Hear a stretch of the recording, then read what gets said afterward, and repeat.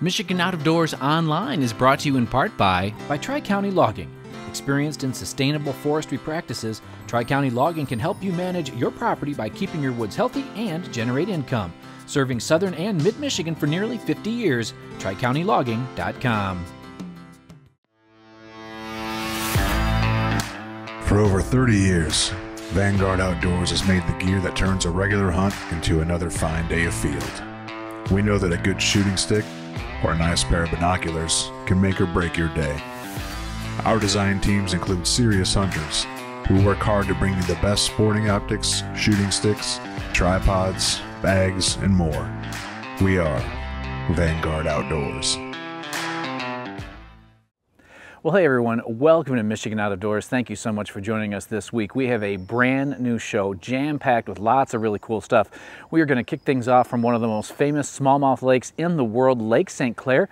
Jordan Brown is going to take us down there for some really good smallmouth action with one of the members from the Detroit Lions. You won't want to miss that. Then I'm going to take you to kind of mid-Michigan, southern mid-Michigan area for a really cool turkey hunt with some really special hunters, some great volunteers to really made one of the coolest events I've been to in a long time. You won't want to miss that. Lots of great action on this week's show. You stay tuned. I'm Jimmy Gretzinger, and it is time for Michigan Out of Doors. From the first spring rains to the soft summer breeze, dancing on the pine forest floor, the autumn colors catch your eyes. Here come the crystal winter skies. It's Michigan, Michigan out of doors. What a beautiful day in the woods. Someday our children all will see this is their finest legacy, the wonder and the love of Michigan. As the wind comes whispering through the trees, the sweet smell of nature's in the air. From the Great Lakes to the quiet stream, shining like a sportsman's dream, it's a love of Michigan we all share. Michigan Out of Doors is presented by Country Smokehouse, a sportsman's meat processor and Michigan destination since 1988. Offers a variety of homemade smoked meats and Michigan-made products in-store and online. The Country Smokehouse features an outdoor barbecue and bar. Details at countrysmokehouse.com. By Green Mark Equipment. Green Mark Equipment is a John Deere dealership network in southwest Michigan and northern Indiana. Green Mark provides sales and services to farmers, commercial businesses, large property owners, and homeowners. Information about pricing and products available can be found online at greenmarkequipment.com. By Angler Quest Pontoons. Angler Quest is a Michigan-based company building boats designed for comfort and fishing functionality. For more information, anglerquestpontoons.com. By Polarcraft Boats, offering riveted and welded boats for the outdoor enthusiast. Whether you're targeting fish or waterfowl, Polarcraft Boats have several models to choose from that keep you high and dry. For more information, polarcraft.com.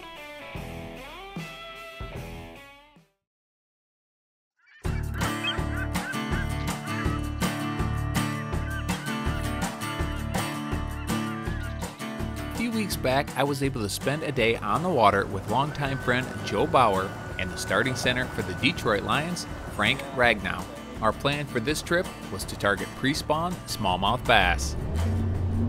We are on Lake St. Clair. We launched in St. Clair Shores. We're on the famous mile roads. We're in late April. We're still pre-spawn for the smallmouth. It's a great time to be in the outdoors of Michigan. You got turkey season, smallmouth, walleye, everything's going on right now. We're using the tried and true 4-inch Poor Boys tube. We've caught a lot of smallmouth on this bait, especially this time of year. The water's still cold, so everything's moving a little bit slower. And did you guarantee a fish on the first cast? Guaranteed. Guaranteed. Although it wasn't the first cast, it wasn't long after and we were hooked up. If you can find the fish this time of year, they're usually pretty cooperative. And once we hooked that first fish, the action was pretty much non-stop. So we're just about to spawn. We're probably another week or so away from the spawn yet. So these fish are still just gorging themselves. Because during the spawn, they're not going to eat. They're just going to kind of defend their beds. And they'll lose a lot of their body mass that they've built up during the pre-spawn period. So we're still catching that second, like the later half of that pre-spawn.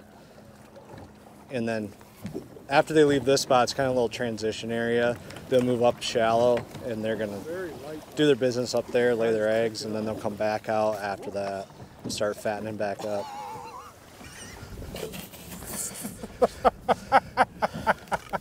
That'll do. That'll do. Dude, that's a long one. Jeez. Let's go.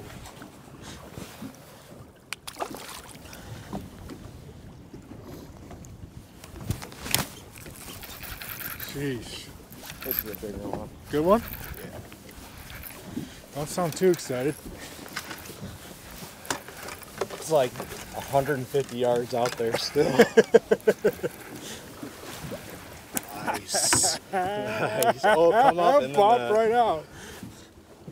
Jeez. Look at that belly. Dude, look at that. And that is why a 20-inch fish can weigh 5.5 pounds. Right there. This time of the year, they're eating a lot of perch. They're eating emerald shiners, gizzard shad, gobies. They literally have a whole salad bar to choose from. Depending on the area that you're fishing, if you're fishing those rock and wood structures, they're going to be eating the perch and the gobies, just because those gobies and perch will like to use that structure. If you get them out on the flats, like sand flats, gravel bars, mussel beds, then they're primarily foraging on the emerald shiners and the gizzard shad. They're more pelagic this time of year, and they just load up, and they don't really have to eat too many of them, especially those bigger gizzard shad, and they'll have a really solid meal. Jeez, that's a fat one, bro. Oh my gosh. Holy smokes! Oh my goodness. That's a 6. That's a 6? Yeah. Oh, that is a blimp. I don't think we might need this. Let's tell the truth. 514? 5 pounds, 14 ounces. Oh, shoot. Both of these guys are passionate anglers who have been fishing for a very long time. And as we made our way along, I had them both tell me a little bit about what got them in to the world of fishing. I've been fishing since I can remember. My dad put a fishing rod in my hand as young as I can remember. So this has kind of always been, football and fishing has kind of been the passion of mine. Football and the outdoors, I guess, in general. And this time of year is pretty dang awesome in my job. It's right now we're just kind of working out, starting to do a little bit of meetings, but it's you kind of make a slow, gradual raise towards football season and kind of recover from the season. So I get a lot of time to come out in here and fish. Right now, my schedule, I wake up, go work out, do meetings quick, and then I fish all afternoon. And it's to be near Lake St. Clair is quite the gig. It's pretty awesome. I've had the opportunity to fish, obviously, Lake St. Clair, Detroit River, St. Clair River. Been able to go up to the UP and fish some spots. The amount of outdoor opportunities in this state is very similar to Minnesota, and it's to be able to go back and forth, like it's an outdoorsman's dream. Ooh. Oh, muskie. That's a muskie. Oh, little multi-species. That's a thick muskie. That's a nice little bonus. I won't complain. I would have. Yeah. What do you think, like 40? Pretty dang close. Update, what do we got? 3 fish over 5, 2 almost 6, and we got ourselves a bonus little springtime chunky muskie, so it's going well. Another big one.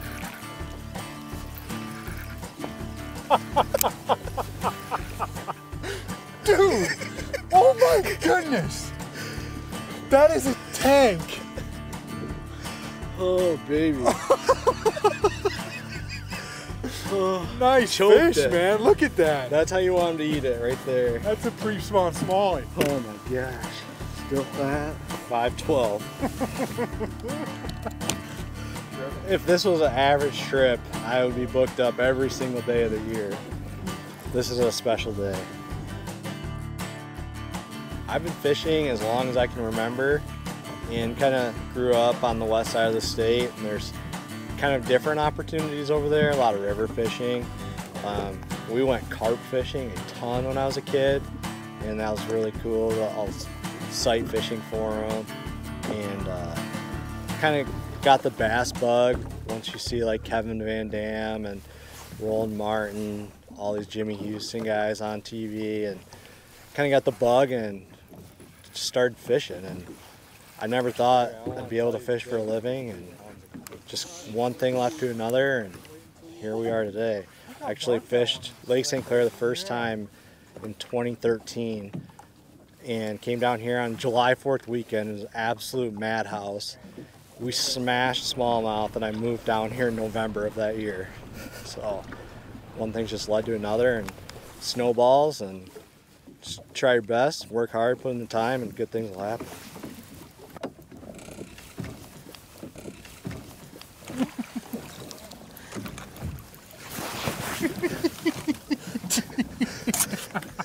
Don't ask me anymore. Don't ask me if my fish is big anymore or not, okay? Yeah, not that crazy. Oh. That'll play. What's that, a 4.5? Maybe a 5? Probably 5'1", 5'2". Sheesh. Nothing crazy. Nothing crazy. Look at that fish. Little stripes on his cheek. Yeah, beautiful. Oh, right here? Yeah. That's sweet. That was just absurd. Is that our 5th? Yeah. Over 5? Yeah. We've already got like 27.5 27 pound right bag. 28.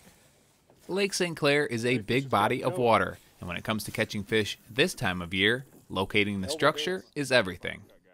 The first thing you want to do is kind of side scan through an area. So that's going to shoot an image off both sides of the boat. So you can cover a lot of water doing that. Usually the sweet spot on most of them is around 80 to 100 feet out on both sides. And then that'll show you the structure that you're going to want to look for. And in the springtime, it's anything that's hard. Ooh. So you're going to be looking for rock, wood, anything that they can kind of lay on. And that's how you want them to eat it, once you find them right there. When I'm fishing a tube, I like a little bit heavier setup. So I'm actually fishing straight 15-pound fluorocarbon on a bait caster. It's a 7'3" medium heavy, and this one's a little bit on the higher end of the market, but you can get away with anything that is 7'3" to 7'5", medium heavy or heavy with a fast action. And a really high speed reel works good getting these fish back into the boat. Let me see if I can be a pro bass fisherman.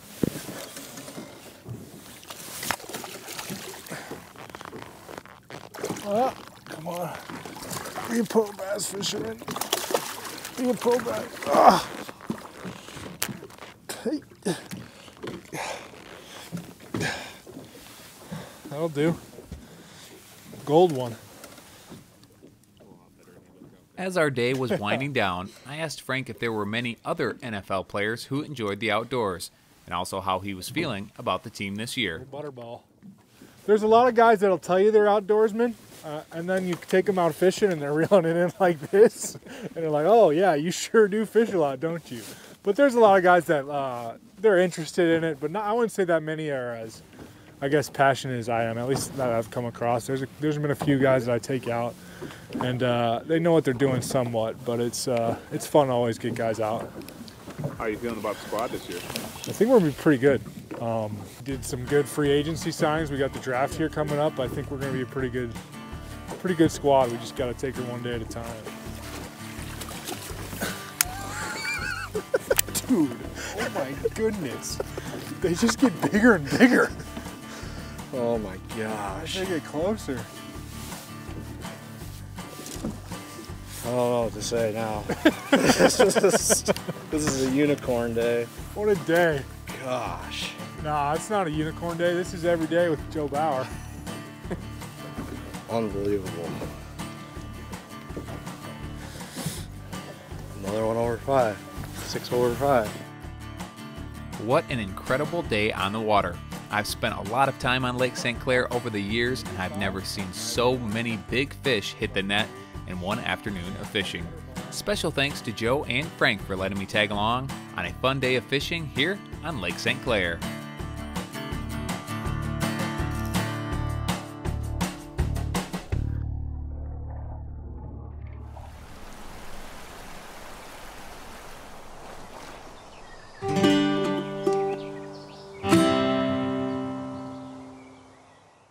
One thing I am continually impressed by is the generosity of the sportsmen and women here in our great state.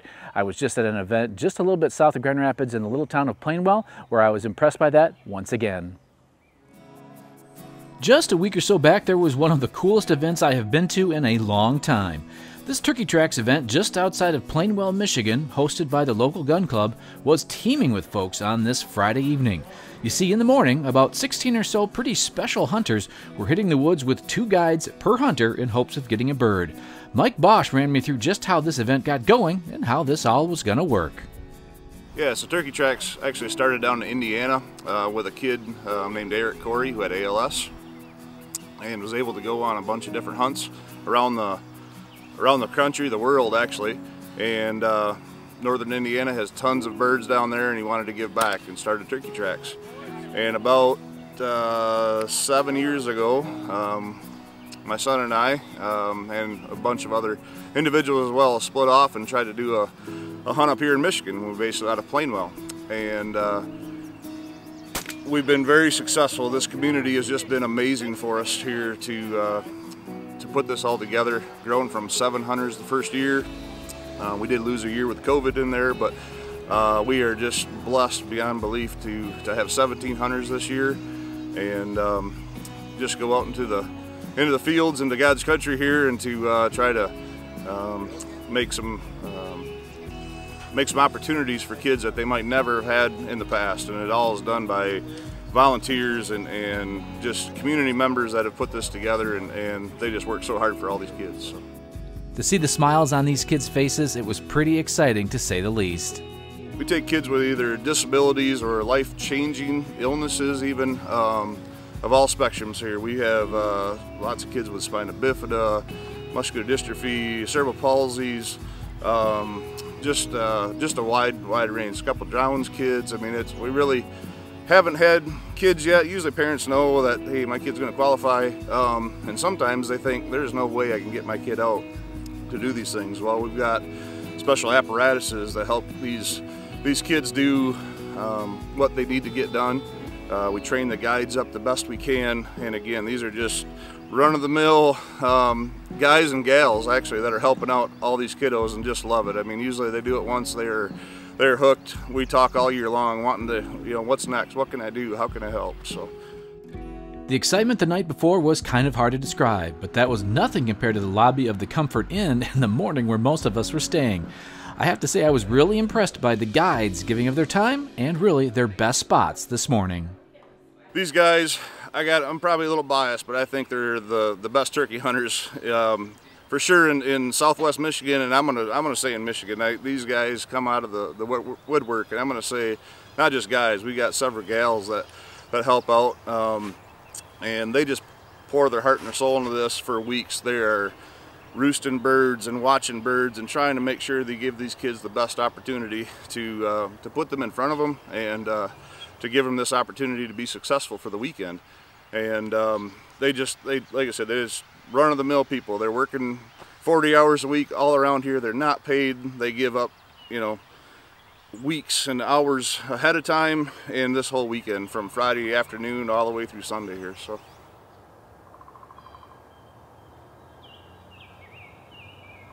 we finally had some birds in our lap, a hen and what looked like a few jakes. The question was, would they get in range?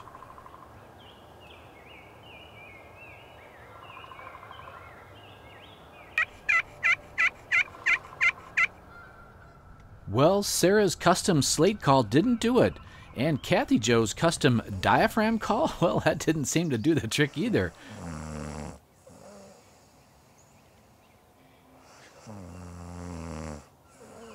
But a few miles away, Carter Avink, along with his guide and cameraman Ryan, well, they were about to have some pretty close-up action.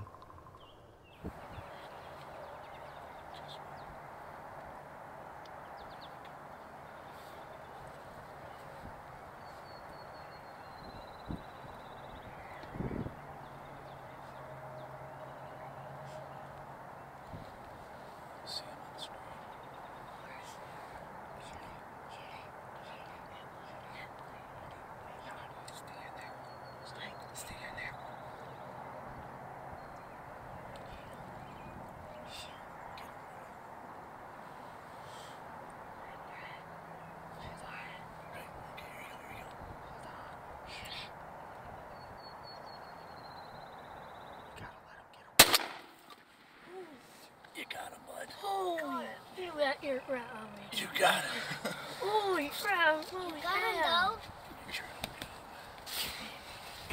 We're here with Carter again. It's kind of a slow morning this morning, but we've seen a couple hens come through, a couple birds way down, and they were kind of quiet this morning, weren't they? Yeah. They didn't gobble very much. We had one that was really close behind us. He was hitting pretty hard this morning, but he kind of went the opposite way. So we're sitting here. It's almost 9 o'clock, I think, actually, and looked up down here off of the corner, and those two jakes come out. So we were able to get Carter another bird. I know it's not a long beard, but hey, a bird's a bird, right? Another jake, same spot that we were last year. Yeah. Huh? Yeah. What are you shaking for? I don't know. You nervous? No. You excited? Yeah. Huh? Yeah. Well, what do you think? Let's go get your bird. Yeah. All right. All right. Let's go. We're with Carter, the hunter. Eric's the other helper guide. Joe, Carter's dad, and Tegan. This Tegan's first hunt, wasn't it? Pretty cool to have the whole family out in the blind with them. So. It's hard to describe just how cool this hunt really is. To have so many folks holding their best spot for kids they don't know or barely know. To give them a chance to maybe go hunting for the first time.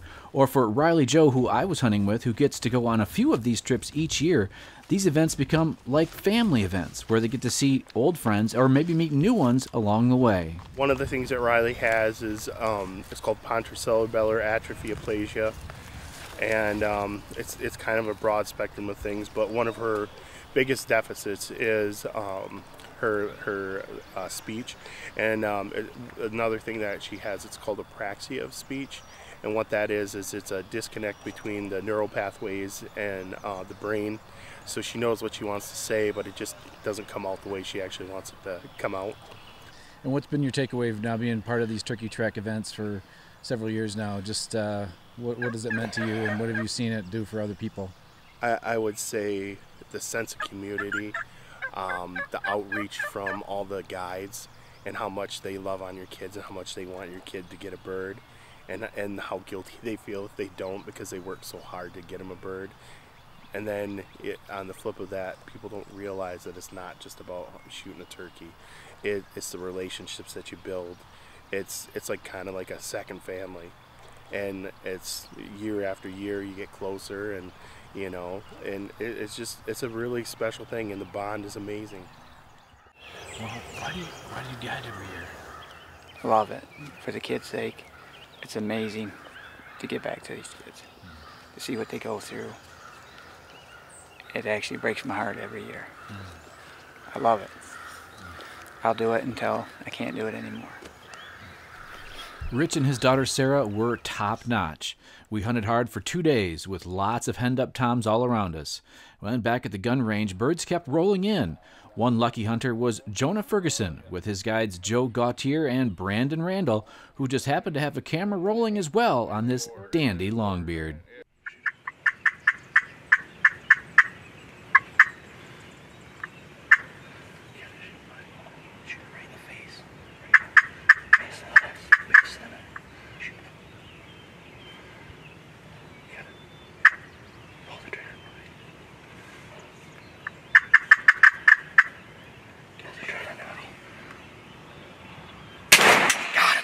Good shot.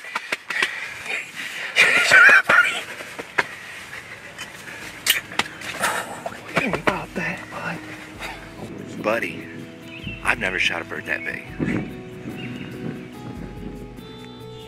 Special thanks to all the folks and all the sportsmen who made this event happen. It was truly an honor to be a small part of it. It was also great to spend 2 days in the blind with some great folks. The Peltier family has been through a lot the last month or so. The outdoors is a healing place, as it was on this trip as well. Just another example of the beauty and the power of Michigan's out of doors.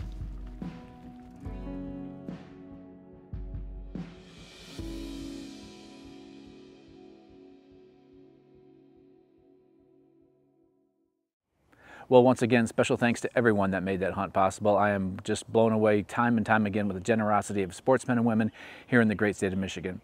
If you missed part of this week's show, or if you want to see something again, you can always check us out online. You can do that through our website, our different social media platforms, as well as YouTube, so lots of places you can be checking us out.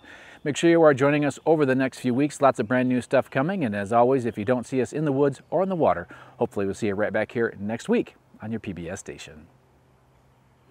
Michigan Out of Doors is presented by. Do you dream of somewhere bigger than your backyard? You can get there with Greenstone. Whether you want to hunt, fish, hike, or just watch the sunset, we're ready to help you own your place in the great outdoors. To learn more, visit greenstonefcs.com. By Alta Equipment Company, providing sales, rentals, service, and parts because uptime matters. From earth moving to landscaping and light construction, Alta offers over 50 brands across 7 Michigan locations to serve you. More information online or 844-GO, 2, Alta. By RBM Jigs, a Michigan-based company serving ice fishing anglers around the state and throughout the country. Specializing in ice fishing gear, RBM Jigs manufactures tungsten jigs, soft plastics, and much more. Online at lakeeffectlures.com. When I wander far away, a dream stays with me night and day. It's the road that leads to my home state. I am a Michigan man. Changing seasons paint the scene like rainbow trout in a hidden stream. The white-tailed deer in the tall pine trees. I am a Michigan man. I am a Michigan man. Ask where I'm from and I'll show you my hands. Lord above, I love this land. I am a Michigan man. From the Keweenaw down to St. Joe, Kalamazoo, East to Monroe, to St. Marie and back again. I am a Michigan man. I am a Michigan man. Ask where I'm from and I'll show you my